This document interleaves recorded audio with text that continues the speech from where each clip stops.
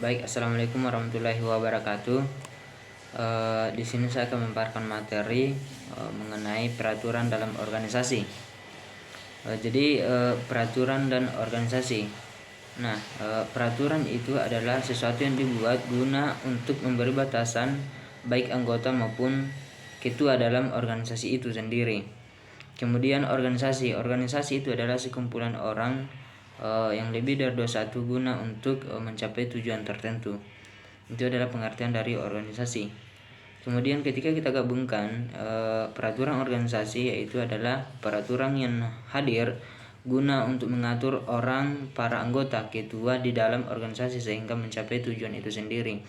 Jadi dalam anggota organisasi ataupun ketua itu tidak serta-merta untuk berbuat.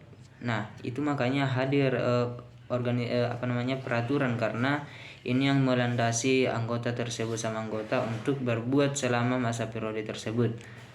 Nah, kemudian peraturan organisasi ini dibuat karena adanya suatu pelanggaran. Jadi peraturan itu tidak serta-merta dibuat karena adanya pelanggaran. Kemudian aturan dari kementerian, yaitu PLEK, Peraturan Umum Lembaga Kemahasiswaan, peraturan organisasi di HMPS Pendidikan IPS PISH UNM. Jadi kita ambil contoh sebagai di HMPS Pendidikan ada yang namanya ADART. Nah, ADART ini adalah pedoman dalam organisasi ini selama masa periode tersebut. Nah, pedoman berjalannya satu organisasi ini dalam masa periode tersebut. Nah, kita jelaskan anggaran dasar, yaitu AD. Nah, ini adalah aturan mendasar. Nah, ini aturan mendasar, kita ambil contoh bahwasanya dalam satu organisasi itu tidak serta-merta untuk membuat saja kegiatan. Tentu ada dari izin dari orang dari atasnya tersebut. Kayak contohnya di pendidikan IPS itu Keprodi, ketika sudah ada izin dari Keprodi baru bisa melaksanakan suatu kegiatan tersebut. Nah, yang kemudian ART, yaitu menyebarkan isi. Nah, ini adalah dalam isinya aturan tersebut dalam HMPS Pendidikan IPS, kemudian yang menjadi pegangan status keanggotaan. Kemudian ada namanya GBHO, yaitu garis besar haluan organisasi, arahan penyelenggaraan organisasi. Kemudian petunjuk pelaksanaan, yang dimana perincian bagaimana keuangan dan kesekretariatan. Pedoman pengkaderan. Pengkaderan berasal dari bahasa Yunani, yaitu kadere, yang orang yang mampu menjalankan amanat. Jadi dalam satu pengkaderan itu tidak serta-merta melaksanakan suatu pengkaderan, karena yang pengkaderan itu dibuat ketika yang dijalankan hanya dalam organisasi tersebut, kayak contohnya HMPS Pendidikan.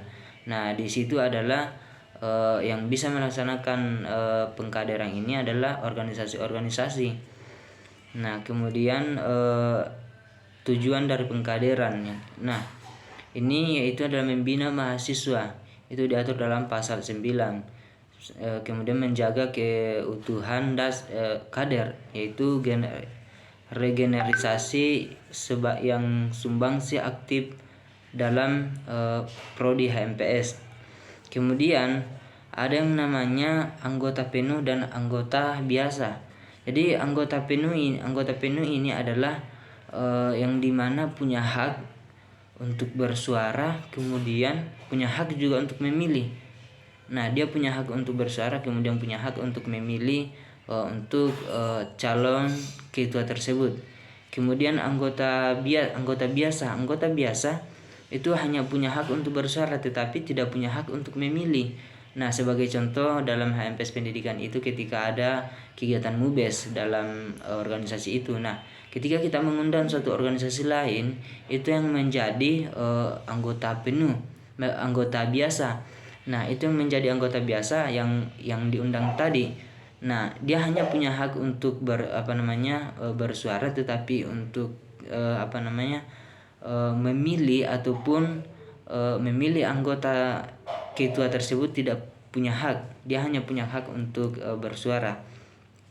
Kemudian hak suara digunakan saat pemilihan berbicara. Nah, ini yang tadi saya jelaskan, yang mengeluarkan pendapat di depan forum umum ataupun forum.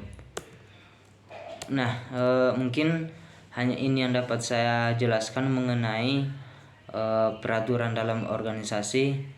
Mohon maaf atas segala kekurangan dari saya. Sekian, wassalamualaikum warahmatullahi wabarakatuh.